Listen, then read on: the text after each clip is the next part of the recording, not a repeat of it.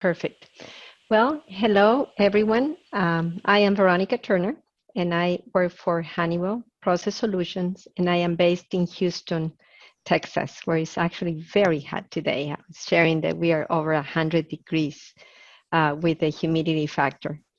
I'm very pleased to be here. Very nice to meet all of you. Very nice to meet, the members of the organization, and very humbled that I was even considered to be in this forum and just tell my story, right?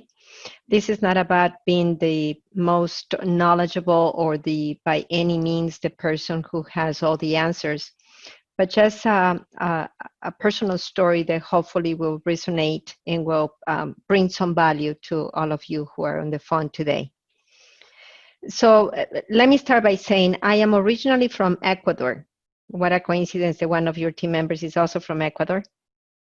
And I moved to this country in a leap of faith, right? And have lived here for over 25 years already. I devoted myself to the financial services industry where I was over 14 years. And then I thought it was never going to happen. There was a shift in the economy, and my position among of many other people got eliminated. And I remember going through the hiring process and of many applications that I did. And I think the one that struck me the most was when I was talking to a vice president and he said, "You have an impressive resume. Too bad it's only financial services." And I was like, "What do you mean too bad it's only financial services? Skills are skills. I mean, give me the opportunity to learn about your product, your services, whatever it is, and I can take off." And the door was closed. I was devastated, right? I was devastated because I thought that the one career, the one devotion that I had, it was actually closing my doors. It was either going to be forever in their industry and who was going to hire me and what was I going to do versus what am I going to do today, and very self-assured of my career, very self-assured of my potential. I decided that I was not going to go back to financial services, that I was going to try a different path. So with that, I think that I would like to take the conversation to talk about you, if a little bit of reflection of what I did in sort of like my learning experience. My hand is in this picture, and this is actually taken in one of the pyramids in Mexico, where it is believed that in that little hole that you see way on the top lies all the energy. So I wanted to get all that energy among with other women and other people that were there. One of the things that I learned throughout my career is that gender difference are, something that separates us in a lot of ways, right? And being women, I think we are more sensitive and we approach things in a complete different way in a workplace. We wear many hats, right? We either spouses, grandmothers, daughters, co-workers, home organizers. We care and we want to do everything, and we want to do everything good. Sometimes we don't give ourselves enough, rest. We don't. I think that the one thing that strikes me the most with this word puzzle that I did was problem solver. We want to solve the world, right? Our kids cannot do the homework, the laundry, the this and that.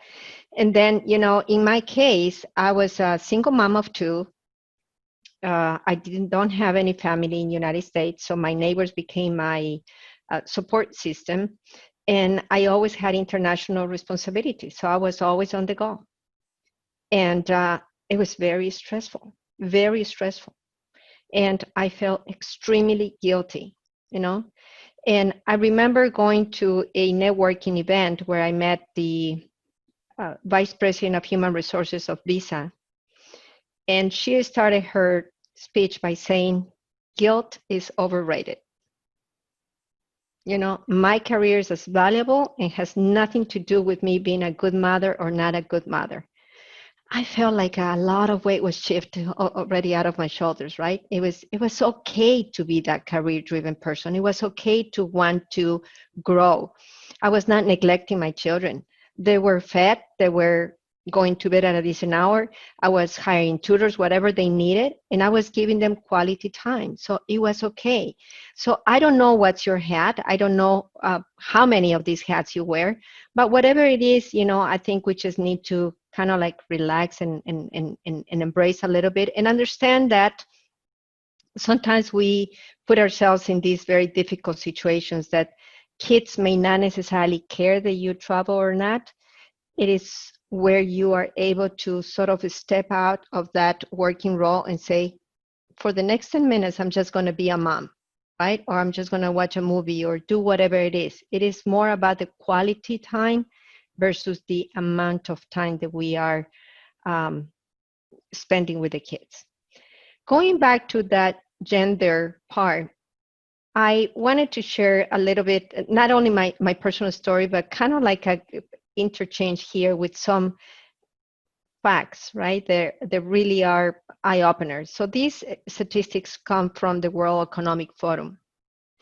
And when we talk about equality, when we say what is the biggest factor, and this was a gender parity survey that they did, and what do you think the companies talk about this subject?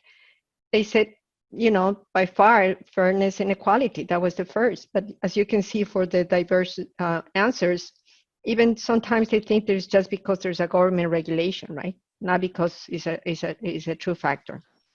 But if you look at the other chart, this is very interesting because the higher the role, the less women that we have in those roles. So when you look at staff roles, line roles, the percentage of women grows, right? The senior that it gets in the chain, the fewer women that are there. And you wonder why. I mean, it's not because we're less capable, right? Uh, I'm a believer that, in this world, there's two type of people, right? The ones that can do things and the ones that want to do things. And you decide where you want to be, right? But how many times we hear the stories of, just yesterday I saw in CNN of a guy who was a janitor and saved all his money so that he can go to Harvard. I mean, stories like that you say, wow. In the meantime, I put a college fund for my son and he's still deciding whether he wants to study or not. I mean, that's the reality, right? And so women, we have to be a little bit more assertive and ask for whatever is that we need. So here's where we have to be truthful to ourselves, right? Do we have a clear path? Yes or no?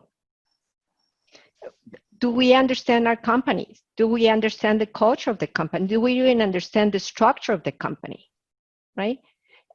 What is your personal brand? How are you positioning yourself?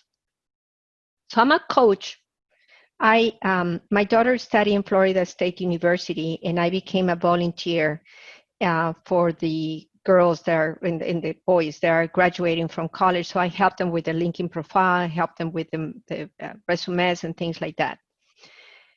But I have been in the market looking for a job twice, and it has been amazing for me to hunt for people to make connections. And then I realized that there are executives, there's people at very high level that you, for example, go to the LinkedIn page, and the LinkedIn page gives you nothing. Like, you have no idea what they have done, their accomplishments. I am a firm believer that while I am right now looking for my next job, and I am not looking for a job. I hope that I make myself understand. I'm very happy where I work, but I never take it for granted. So I need to manage my own personal brand. I need to let people know, drive that expertise, drive where I'm going. Never confuse LinkedIn with Facebook. I'm not going to put a beautiful picture of my last vacation unless it had a meaningful outcome related to work or things like that, right? So people are taking more into account those things. What are you doing in social media? How do you use your social media? What is the consistency of your messaging? Are you all over the place? Are you one day sharing a story about groceries and then the next day about whatever climate change, or in this case mining industry? So we have to be consistent. We have to drive our brand. And most importantly, I think that as women, we also have to be aware of our strengths and what are our weaknesses, right? And that relationship map. So I'm in sales, and we use Salesforce. And we do very often, we use a tool that is very known as Test and Improve, where we put a strategy together to say, we have this project coming up. What is our best path, the strategic path to win this? And relationship map is critical. If you don't have a good relationship with your people in your company, in your network, you basically don't have a future. You need to understand who is your best advocate, who's going to sit at the table and talk about you, and what would they say? So you need to help feed that message, right? And then request feedback. There's nothing wrong with requesting feedback, but you need to be open to listen, because sometimes may not be the prettiest feedback, right? So if you're going to get all furious and all mad because they didn't tell you the best things, don't bother, right? Then, I think this goes back to one of Veronica's famous phrases, right? The ones that I always tell my kids. What's the measure of success? And I don't have the answer. You have the answer, right? There's people that, they're happy where they are. There maybe, I know people. There's a lady in my work that she has an administrative assistant, I think, for 25 years already. And she has to be happy, I guess, otherwise she wouldn't be there, right? My company has a very open policy of career move. They encourage you to change roles. You have to stay in your current role for only 18 months, and you don't have to ask permission to apply for another job within the company. So we are really that kind of company. But, there might be people that are very happy. So, obviously, if you decide to stay in your same role, you're going to be limited to that scope, and you're going to build seniority. There are lateral moves, right? Maybe same level, same pay grade, same manager level, director level, whatever it is, just different responsibilities. You build a little bit more internal strengths, but you are within your area of comfort, right? Then you may want to go up in the ladder. What does that look like? But also we need to know that the higher up that we go, the bigger the responsibilities and the demand, right? Sometimes you have to be careful what you wish for, right? We know of vice presidents, and we know of people that they don't even have a life, right? Especially when we are in global roles and you have to attend whatever the needs of the business is. And then sometimes you have to move down so that you can step up. So let me go back a little bit to that story when I told you that I was determined not to stay in financial services. I wanted to diversify my career. I remember that I applied to this job at a company that is competition of Honeywell. And I remember reading the job description, and I was like, I can do this. I can do this. I don't know what they're talking about, but sure, I can learn. This other one, maybe I can do half. I was not afraid. I said, this sounds interesting. So I remember that I approached the hiring manager. I found out who the hiring manager was. I approached him on LinkedIn, and I said, I want to be considered for this job. And he said, well, your career is impressive. I don't think that you have what it takes for the job. So I said, may I challenge that? And he said, okay, ready to hear it, right? So I did a T cover letter where, this is what they demand. This is what I brought to the table. I didn't hear from the guy for a month and a half. And I said, well, for sure, I didn't get the job. Until one day that I received a call from HR that he was coming to Miami to interview. And fast forward the story, I didn't know he said that the day that he announced me and introduced me to the team, that I had been selected among 100 candidates for the job. The one thing that he said that was the turning point for him was how decisive and how perseverance, right? Perseverance. I was, so I didn't let go. I was determined to get it. And he said, if that was the approach that you were going to use to get this job, then you were the right person to develop my business. And I got it. And I got it. I had no idea, first time in my life, that I was going into the industrial side, learning about process solutions and things like that. So let me ask you, what's success for you? The measure of success varies by person, right? Successful is not quantifiable in money, right? It's not judging by the amount of money that you have been able to accumulate. It's really how many of your goals, of your dreams you accomplish. So this diagram gives you a little bit of a path just to think about it, right? If you're happy, by all means, continue doing what you're doing. But if you're not happy, then do you want something different? No? Okay, fine. Continue doing what you're doing. But if you want something different, then something's got to change, right? We always say the definition of craziness is to continue doing the same thing, but expecting different results, right? So you have to change something. Something is got to change. And you say what? So if you're ever in a situation that many people are right now, that unfortunately they have lost their job, what mode are you going to be in? Are you going to be in panic mode, or are you going to be in prepared mode? Panic mode is when you had no idea you were going to not have a job. You realize that, gee, I have 6 LinkedIn connections, right? And where do I start? People today, they don't just accept connections. They're going to look who you're connected with. They're going to look at your history. What are you, what are your posts? What are you talking about? Is it worth having? So you have to prepare. Nobody's going to come and knock at your door and say, hey, I have a job for you, right? You just said it in your agenda, in the workshops that you have. Technology is changing so fast that if you don't keep up with whatever we're doing, you're late. I am considered a subject matter expert when it comes to digital transformation, especially in knowledge transfer and all that. I'm telling you, a few years ago, I was in financial services. What did I know about that? So I learned all these. So it's possible to learn, right? So you have to have your resume ready. You have to be social media relevant. You have to establish a network of connections anywhere. If you're doing your nails, talk to the lady next to you. She might be the vice president of a company. You have no idea. I have known many executives that said that the best business that they have closed has been on a golf course. Never take for granted whoever is next to you, right? Have frequent mentors and also transition for you to be a mentor, and those transitional mentors.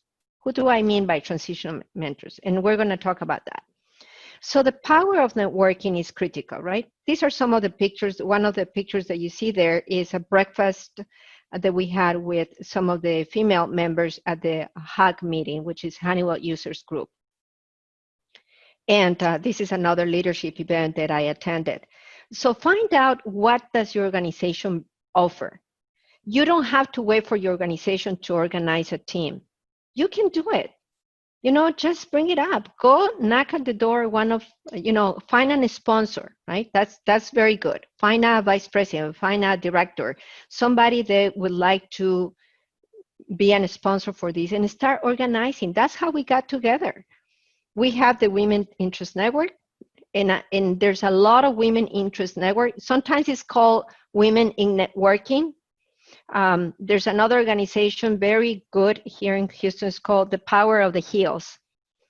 And it's all these ladies that they get together and they share their stories, right? Get involved in the community. Find this. Don't wait for your company to have this women's organization to say, "Oh, my company doesn't offer, so I don't belong to one." No, go find them. I'm also a member of Internations. Internations is a global organization.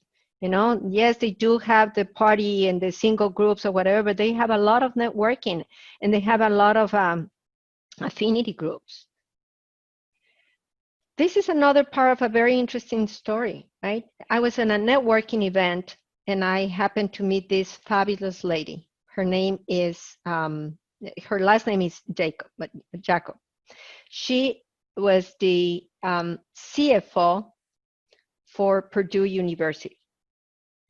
At an adult life, she got a disease in her eyes of retinitis pigmentosa, and she became blind. She checked herself into this Miami Lighthouse for the Blind organization in Miami, where she learned how to survive as a blind adult person who needed to cook, move, iron. She still wanted to be the wife. She still wanted to attend to her husband. Today, she is the CEO and is the first blind CEO for that organization. I read her biography and I heard her testimony, and she remembers that when she applied for the CEO job, I guess she tends to walk slow, and they didn't realize that she was coming into the room. And she overheard one of the board members saying, "Why would we give her the role? It would be like give one of the inmates the job of running the jail." Well, you know, she became, again, furious. Like, why would they judge me like that? You know, I'm very capable. Well, she's the best CEO that our organization has ever had. So I became fascinated with her story, and I knew that I could learn a lot from her. So I approached her and I asked her if I could shadow her. And I created a win-win situation, right? I didn't want to just take something from her. I knew that I had to give her something. So because my background is in marketing and sales and all that, I help her clean up the web page, and I help her develop some flyers for the store. So it became, again, a win-win situation, right? Don't waste people's time. If you're not going to be serious about networking, because it's going to require from you to come and do some homework.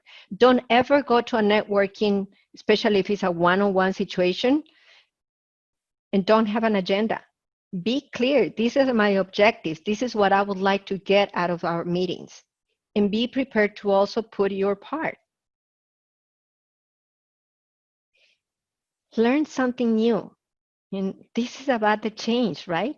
Who knew that I was going to become the SME of digital transformation and knowledge transfer? You know, I was showing the ladies the other day, this is part of what I do, right? I go and talk about our operating training simulations and our modules, and then I do our, you know, smart helmets, and I talk about man-down technology and real-time location services with our GPS services and the geo walls and all those things, right? It's very cool, and I learned how to do that, you know, because I study and I practice, and maybe I'm a little bit technology oriented, so I'm fascinated with these things, right? I was thirsty of learning, and I think that came across very strong, right? And I was working with my strengths while I was, you know, polishing my weaknesses, right? So I know, be clear, understand what are your strengths so that you can use those more, but never forget to polish your weaknesses. And then, you know, part of my career and part of my thirst is to bring a very strong network connections internally. So I immediately connected with the women who are part of the Women Interest Network at Honeywell. We have been together over a year already. We work together on a vision, and it's very clear, bring together Honeywell employees who are interested in attracting, developing, inspiring, retaining Honeywell women. one of our platforms to create opportunities where we share our experiences, best practices, and knowledge in education, networking, and social events with successful female role models. So these are the things that we do. We do tech talks. We have a mentorship program. We do lunch and learns. We do volunteer activities. I put a sample of some of the things that we do. This flyer that says Houston Women Interest Network Lunch and Learn. All these ladies are VP of HR. So they came and they shared their stories. And of course, there were questions that were very typical, how do I increase my level, blah, blah, blah. But this is what we do, right? So don't think that you need to have something super structured. I think that once you get together, you start thinking of all these, there are several things that you can do. And now with technology, look at what we're doing today, right? And this is me. I'm part of the community of Honeywell, who is a future shaper. That is what we are, right? We're shaping the future. This is part of the technology that I work with. Is for immersed learning, and I promote this. And there's my information if I can ever be of help. So that's what I have. Let me stop sharing. Wonderful, thank you. I see, Lauren, do we have any questions? Yeah, we do have a question from, I believe it's Kelly, from Kelly. She asks, how do we differentiate between the individual taking responsibility and structural problems related to gender? And she gives an example. The gender gap is widening with COVID-19 lockdowns, school, daycare closures, remote working, and women being disproportionately affected by layoffs in 2020. Yeah, that is, I mean, I don't have an answer, right? I mean, it's so many people, so many level involved, but I want to speak for what I've heard in my company. I've heard that today, more than ever, we're very sensitive to people's needs. Nobody is going to be laid off because the kid is crying. I mean, I have been already in a couple meetings where, somebody had to get up because the kid had an accident, right? Or had to go change urgently the diaper or things like that. I mean, that's the reality where we live. I think that it is unfortunate that we are in the current situation, but I would say that you have to not be afraid to speak up and ask for help. That's the most important thing. Ask for help and lay a plan. How can I sort of overcome this situation and try to help? I like I said, I don't have the magic answer, right? Because there's a lot of government help, state help, or whatever it is. I just think that getting a network of support is what is important, right? And give yourself a break, even so that you do not brush your career opportunities. If you call a neighbor, I have volunteered myself. I posted on my Facebook. If anybody needs a break, call me. I'm willing to help you out.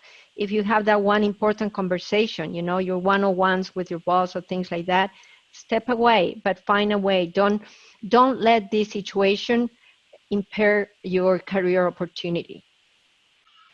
That's all I can offer right now. I'm sorry. It's terrific. There's another comment here from Kyle. He says, thank you for sharing your story. I've tried very hard to promote the amazing women that work in resources in Western Australia. I've created a podcast in 2018 to promote the industry. However, it's been very difficult to get females in the mining and resources sector on the podcast. Some are afraid of quote, sticking their necks out, and some don't think that their story is worth sharing. There is an inherent imposter syndrome in all of us, but I feel our amazing women in mining suffer from it a lot more, even though they are highly respected by their peers in the industry. What are some ways of approaching this?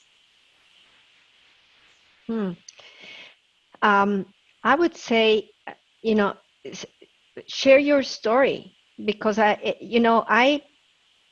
have had happy hours in my house with my friends where I take my technology out because they don't even understand what I do.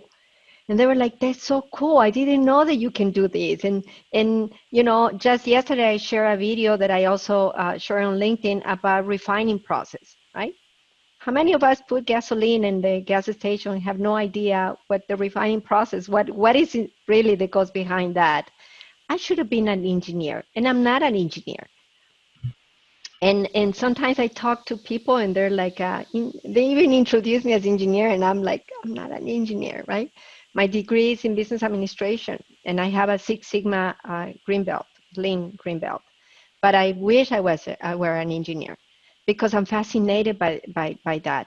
So I think that, you know, we need to invite other women to join the conversation and to show the cool side. I I tease with my friends. I say the ugliest shoes that I have is courtesy of my job, my steel boots, right? And those are not my stilettos, but still I feel proud when I wear them. When I have my hard hat and I go to the sites and I go to the mines, and you know, and sometimes it's not that pretty, right? And you are tired and you cannot breathe because you have the mask and all that. But it's what we do. It's part of a story. So we need to get more people to join us in this story. And I think that if they perceive that you're happy, and they perceive that we are surrounded, a lot of times I'm the only woman in the room, very often. But I can also tell you that I have a great record of winning battles.